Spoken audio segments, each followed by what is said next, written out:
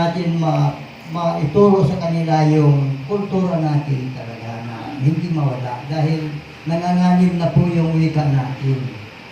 Balang araw, mawawala na talaga. Kaya ayaw kong mawala, pati yung mga pagsasayaw natin na kultura natin ay talagang hindi natin talaga kaya kalimutan yan dahil yun po yung nasimulan natin nung kapanahonan pa ng ating mga nauna pa sa atin na mga magulang natin. Aktibidad pa. Para sa atin naman po, magawa po natin siya ng Mars. Para ngayon naman po, tinatawag. Ilang guro.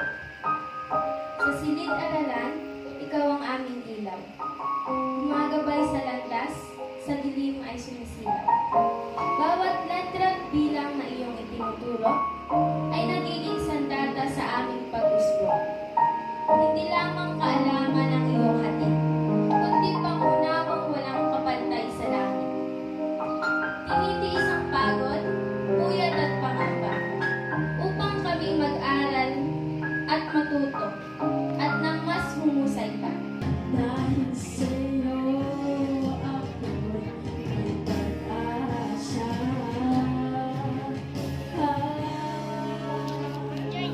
Nangawin ko para sa'yo, at kung maubos ang dinig di magsisisi, dahil iyong narinig mula sa labi ko.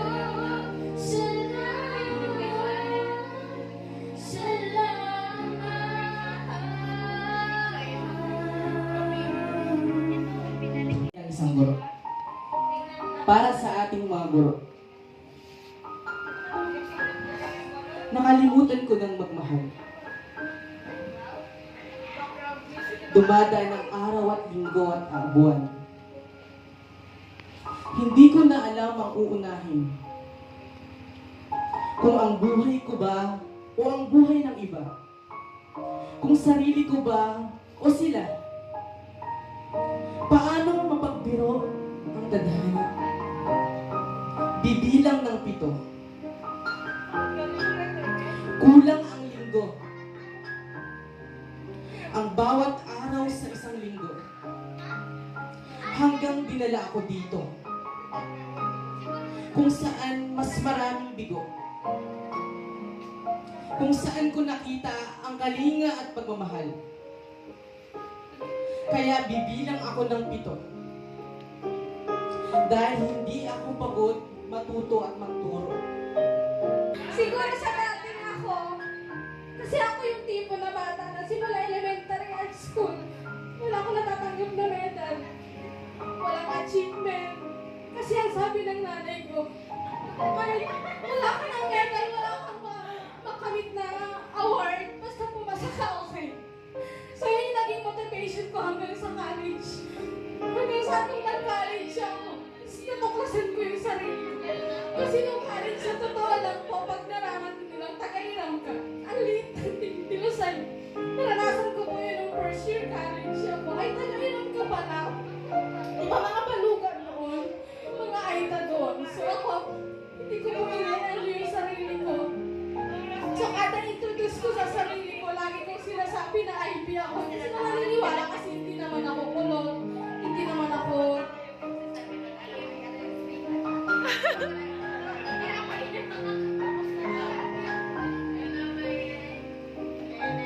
Tapos po, kasi mahihayin pa akong tao, hindi ko sarili ko. So, nung sa college siya ay nag-quarter college ako.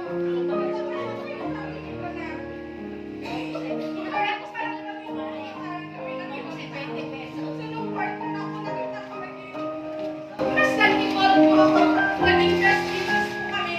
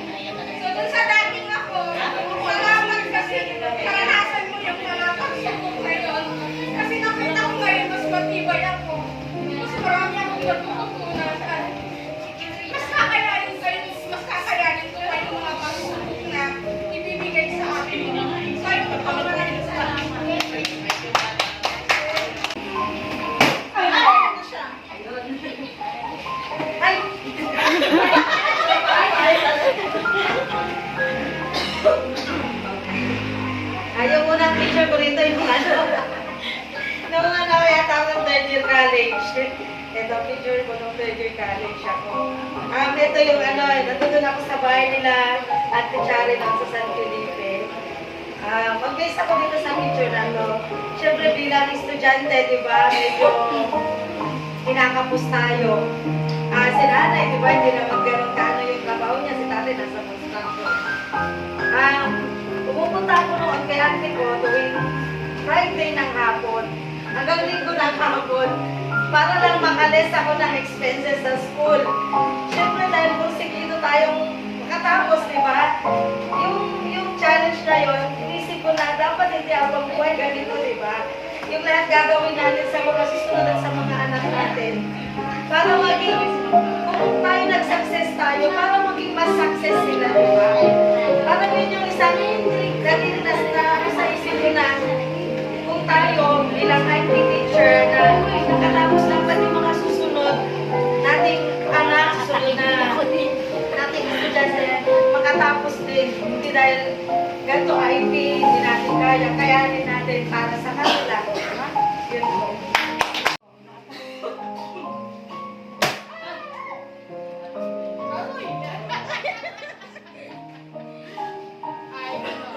Nasa dinner kami ni Ma'am Eunice. So, itong mga time na ito yung talagang punong-puno kami ng struggle. Kasi yung sahod namin, 1,500. Pinagtsagaan namin for 5 years. Tapos ang dami-dami activity ng daycare. Kailangan ko kami pagsabayan sa kanila sa bayan. Hindi pwedeng sabihin mo, ay taga-irama mo. Dapat kung ano yung activity doon, makikisabay ka kapag may practice, meeting ang cluster, kahit wala kang pamasahe, dapat meron ka. Oo, hindi pwedeng ganun. Kasi kung magra-record ka, ang sasabihin sa'yo, kung hindi ka, umalis ka. Tapos kapag may mga disaster, andun kami sa evacuation, iniiwan lang yung mga anak namin. Kahit kung may bagyo. So, hindi pa kami permanent that time. So, ayun, ang masasabi ko lang, sa sarili ko, sana noon ko kanila kasi yung loob ko. Kasi sayang yung ilang taon. Kaya naman palang sumweldo ng mas malaki sa 1.5. That time kasi parang nakakulong na lang ako doon sa ito lang yung kaya ko, dito na lang ako. Kasi dahil takot ako sa failure, takot sa rejection, yun ako. Ayaw kong ma-reject, ayaw ko ng failure, kaya ang sabi ko sa sarili ko, dito na lang ako, time ko na lang ma-permanent, pero ang hindi ganun kadali ma-permanent sa sa LGU, nagkakapang kamo. Dadaan ka ng job order, dadaan ka ng basta marami kang dadaanan. Hanggang sa one time nagkaroon kami ng ganito, sabi sa akin, ang tanong, bakit ka na po taker, bakit gusto mo ng pera? Talagang sagot ko, syempre po gusto kong kumita ng pera. Tinawanan nila ako, pero sabi nila sa akin, alam mo Rose, ano ka, very good ka, kasi yun naman talaga yung totoo, bakit tayo nandito. Kasi gusto natin kumita ng pera. Alam mo, sa susunod magiging permanent ka na, sabi nila sa akin. Then nag-take ako ng exam. Actually, hindi ako first taker. Pangalawa ako. So, nung nakapasa ako, ayun, nilakasan ng konti ang loob. Pinalan sa first round. Gamit ko na, ayun,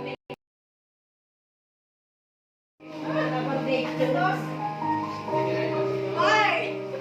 Salamat sa dati na ako, naging sexy mo. Ito ay kadugtong to yung picture ni Fraser. Ayan o, kaputo niya. Pero ang masasabi ko sa bata ko, salamat kasi nagpakatatag ka. Kagaya ni Fraser kanina, sinabi niya, hindi madali na makilala ka na IP kapag ikaw ay nasa ibang lugar na. No?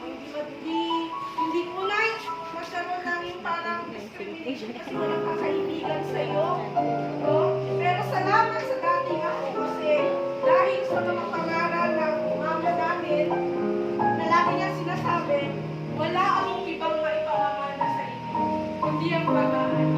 Kaya blessed kami, grateful na kami ay bahagi na ngayon ng IP kung saan kami ay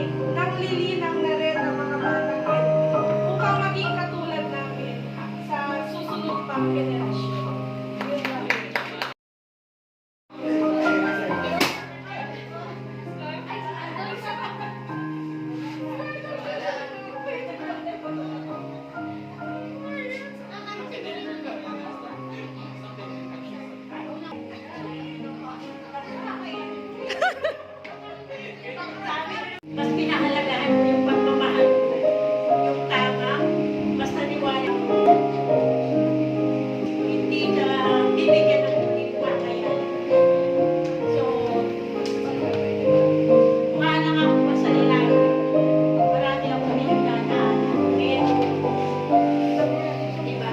Pinagi ko, kahit hindi ako nagsisimba, lagi kong pinangahawakan yung sinasabi sa atin ng Panginoon na sa bawat pagdadaanan mo, sa bawat problema mo, kakaharapin mo, hindi ka naging isa. Palagi ka niyang kakargahin mo, hindi naman.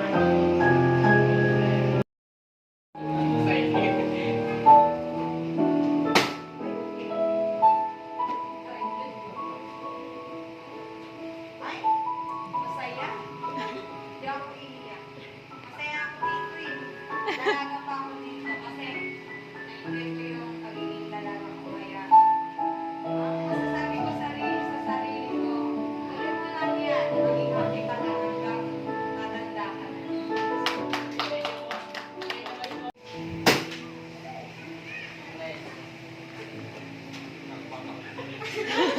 First time na yun. Ay, picture ng college, mga third year ata to or second year. So, masasabi ko lang sa batang ako is, sana mas maging matapang ka pa, mas maging sumubo ka pa. Kasi dati, mahihain talaga ako. Pero lately na itong mga nakaraan, mas nagiging matapang na tayo, mas sumusubok na tayo. Thank you po.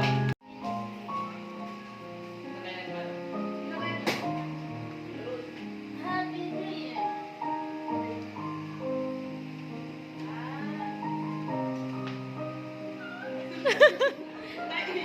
Hindi, ito kasi, so, ano din eh, college din ako nito. Siyempre, pag college, marami, parang buhay ito kapag ano eh, basta naglalakad kami, parang nasa tulay, hindi ko alam kung sa tulay to or ano. Makita. Pag ano kasi nung college kami, hindi pa kasi uso noon ng tricycle, di ba? So maglalakad. Lalakad ka, tapos, syempre, mahirap yung araw-araw ka papasok, tapos wala kang masasakyan paggabi. Pero masasabi ko dito sa sarili ko,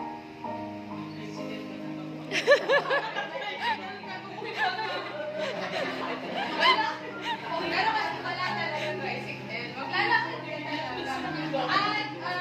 Pero masaya naman kasi marami kaming naglalakad. Marami kaming taga-Iram na nag-aaral, na naglalakad talaga. Pag gabi na, kahit inaabot kami ng 11 o'clock, no, 11, alas 11 talaga yung paglalakad namin. Salamat kasi sumuka ka, pero di ka sumuko. Sumusuka, pero di sumusuko, di ba? So, sabi ko nga sa mga bata, sa mga, may high school na kami dito na, tatlo yun tatlo sila.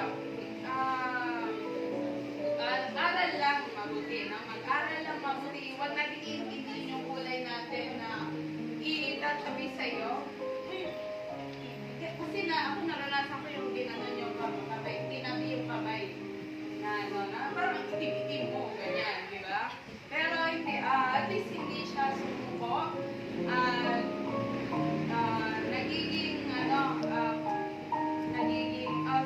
Sumusubok na rin, di ba? Sumusubok.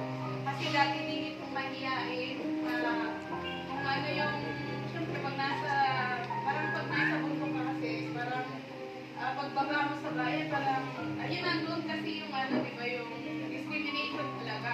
Mararanasan mo talaga yung discrimination pagbaba mo sa bayan.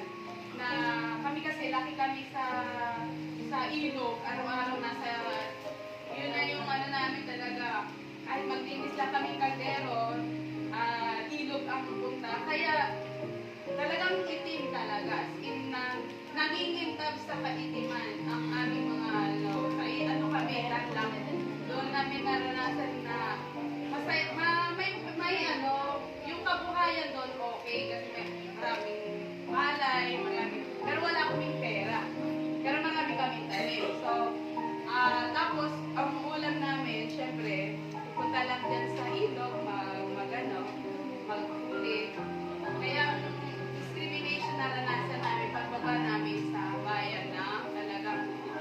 ang iitim. Ayun yung mga baluga. Ganon. So yun, salamat dahil hindi siya sumuko at sumusubok siya ngayon. Sinusubok. Yan. Marami pagsubok pero sabi nga natin, nandiyan ang Diyos na gagabay sa atin. Salamat.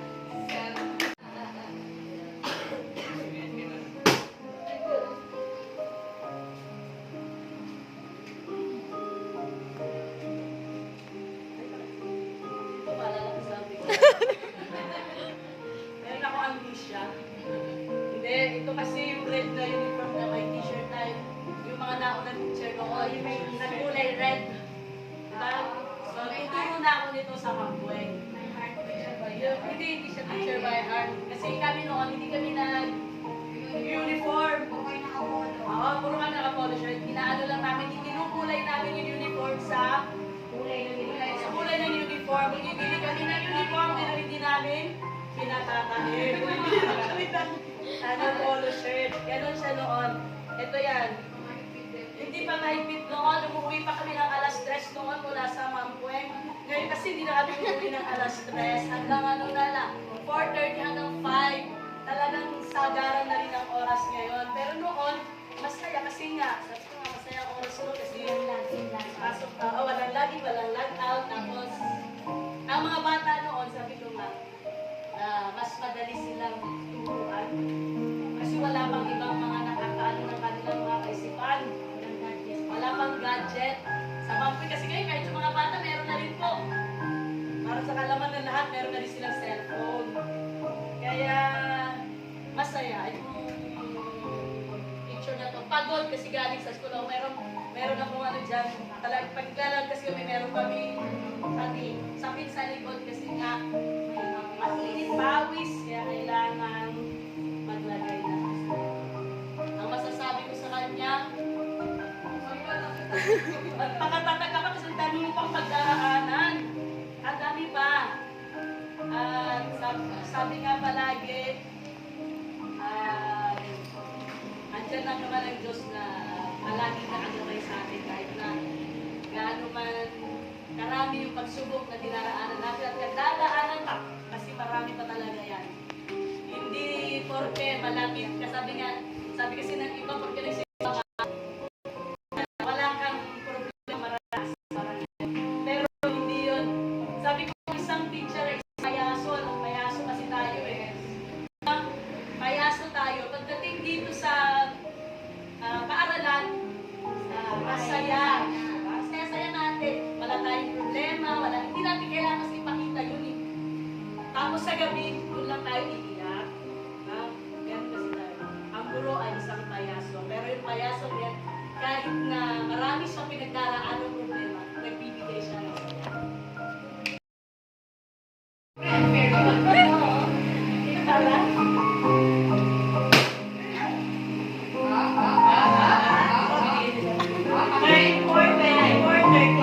Patingin. Ano ba yan? Nasa date ka pa? Pero kasi, masaya na ang buhay namin sa date. Kahit sinasabawan niya Dahil, nagiging, alam mo pala, nagiging, sorry sa word, tata. Nagiging inosente, ignorante kami dito kasi, ito yung, kumain kami sa 7-Eleven na yung pancit canton, nilagyan namin sa bawah. Kaya sabi namin, ano sa lasa? Yung lasa namin, pancit canton pala siya. Pero kasi itong picture na to, ito yung panahon na yung isa sa nagbibigay inspirasyon sa akin. Nasa balit na karamdaman. At ilang araw lang. Ay, sorry. Ang aking lola. Lola's girl. Kaya, masaya to kasi, masaya to kasi cooking contest. Ano, nutrition month po.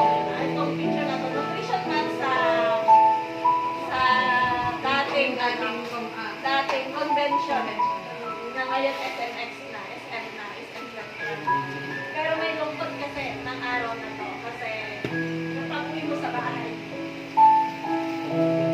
Dadagdag mo yung boto mo. Ayun na po. Wala na. Dito, hindi pa ako ganun kapalaban. Hindi pa ganun kalakas ang aming loob. Dito, yung mahihayin pa. Mahihayin ko. Pero lumala ako. Mahihayin pa naman talaga ako dito. Pero ngayon kasi, pero ngayon kasi mas naging malakas ako. Sabihin ako,